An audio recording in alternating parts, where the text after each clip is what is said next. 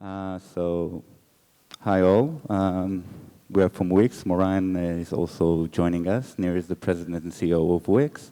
Moran is working with me at Wix. And the first question to you, Nir, we're not here to speak only about Wix, but what Wix does as a growth company in Israel to promote education and computer science education.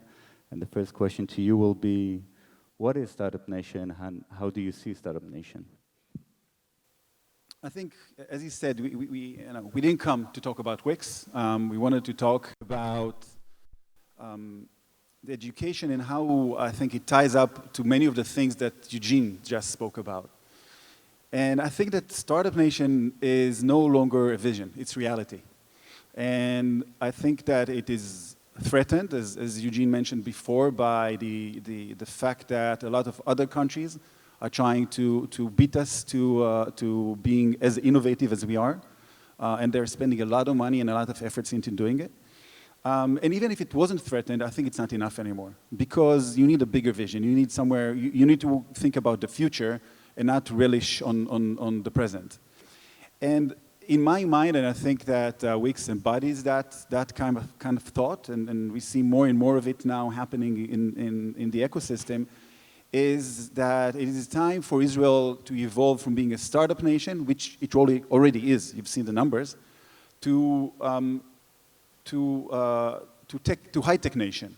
So I think it is time not to only be measured by, what a great technology we developed and how fast did we exit the company, which is how you measure success today, right? How big is the exit? But rather by the ability to grow bigger companies. And I think that the opportunity there is there's a clear opportunity in terms of the economics and the employment, but it's wider than that. Because if you want to expand those 9% that are involved, the only 9% that are involved in technology and high tech, then we need to create the availability to join that circle also in other professions. When you build bigger companies, you don't only have developers. Now you have people who are doing, data analysis, and you have marketeers, and you have designers, and you have product people, and you have much wider management teams and customer service. And suddenly you have a full-blown company that is still in tech and making tech income, but actually expands the workforce dramatically. And I think that's a big key to how we can expand for the future of the country and the future of the tech. So Wix is a growth company. She said a lot of time no to sell the company. Why is that? I heard before that you guys said that you had a dream and you were the ones that want to grow that dream. So if you can tell a little bit more about it. Well, the dream of Wix, we wanted to change something fundamental in how people bring and put things online, and we saw a problem that we had because it was hard for us to create things and generate content and websites and blogs and bring them online. And it was one of those cases where it was very clear that there's a real issue and there's something that needs to be solved. And I think that over the years, we were lucky enough to have a really strong team with big believers in the company. We were smart enough to take some money off the table relatively early, not a lot, but enough not to be worried about day-to-day, what's going to happen if we go out of business. And it gave us the courage to go and build a bigger company. And we got many opportunities to sell it throughout the years, always in values that were amazing for that time. But we love what we do, and we want to continue doing it. So what would you say that we need to teach students, or what should students learn, I guess is a better question, to be prepared for this future of Israel? So I think there's a starting point, and out of that starting point, a lot of other things are going to evolve and grow and expand, and I'll try to explain. My eldest, I have a daughter, I have 3 kids, but my eldest she started elementary school 3 years ago, and when she started elementary school, she immediately started learning 3 languages. She started to learn Hebrew, which she knew how to speak, but now she learned how to write and read. She started learning English, another language, read and write and also speak. And she also started to learn mathematics, but they don't call it mathematics in first grade, they call it cheshbon, right? And they study it like a language. And obviously, these are, I would say, the key things that you need to start with when you go into school. I think that there needs to be a fourth language studied, starting from first grade, or even you can root it already in kindergarten, which is coding. That world that we talk about, the changing world, the change upon change, it is all based on software and coding. I read a blog post once of this guy who tried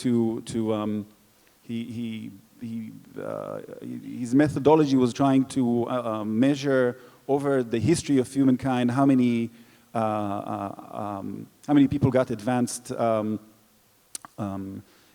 degrees in science and how many patents were assigned in each year. And he was basically trying to calculate how much scientists were out there at any given point of history. Obviously, it's hard to really quantify it in an absolute manner, but in his methodology, it turned out that out of all of the scientists that ever lived in human history, 90%, 90, are alive now. Now, even if the number is not accurate, it's pretty much clear that it's not completely off because of the explosion of technology and also the explosion of the ability to educate much more people than we were able to do in past centuries. If we want to have our kids prepared for that kind of world, then they must study coding from a very young age so they'll all understand the language. Not all of them are going to become developers, okay? But they'll understand the language. They can be part of the discussion.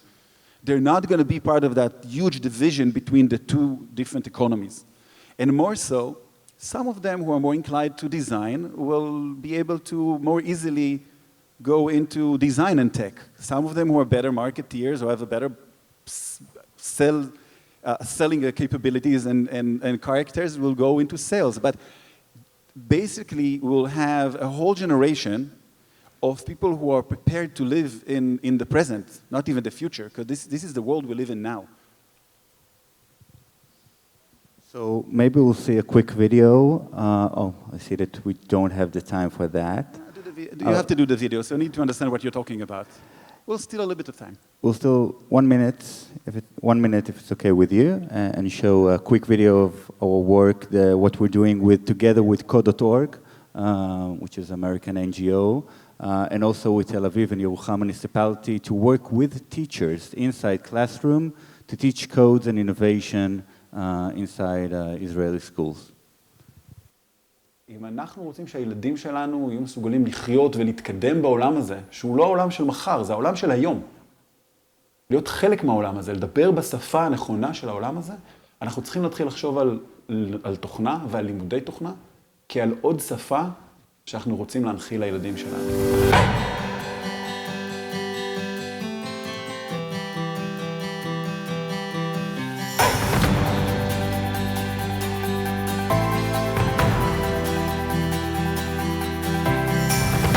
באתי לכאן, כבר בדקות הראשונות הבנתי שהמקום הזה שונה מאוד ממה שציפיתי.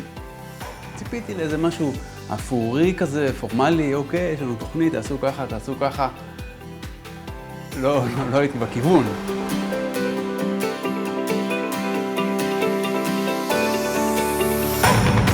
התחלקנו לקבוצות שכל קבוצה בעצם מעבירה שיעור אחד מתוך מערכי השיעור הקיימים, לומדת אותו, מתנסה בו בעצמה, ואז מעבירה אותו לתלמידים. כחלק מהסדנה, יום אחד אנחנו נסענו לירוחם. התחלנו במצפה המדהים בהר אבנון, שנתן השראה לכולנו. וראינו איך עושים את זה בירוחם. קורס מדהים, חוויה בלתי נשכחת. אני בטוחה שאני אצליח ללמד את החומרים האלה אחר כך בכיתה. וזה הולך להיות משהו מדהים. And I know it will lead to the next session. Is the education system is the place to make that change? I would say absolutely yes, would be the short answer. Listen, this is a project that we started a year and a half ago, and Yossi is actually managing it, and we're basically taking teachers and we're teaching them how to teach code. We don't try to bring people from the outside. It's not supposed to be an extracurricular thing. It's not supposed to be something that you get to a course after hours or in the youth center. It happens within the class. These kids, like the kids on the other video that has been shown before, they're curious, they're smart. They're definitely smarter than we are. We just need to give them the opportunity to learn that. And the only place we can do it is within the schools. By the way, I think if we start doing it within the schools in first grade, by the time they get to 10th grade, we'll start having startups happening in schools way before people go to the army or a university. And I think that should be the vision we should aspire to.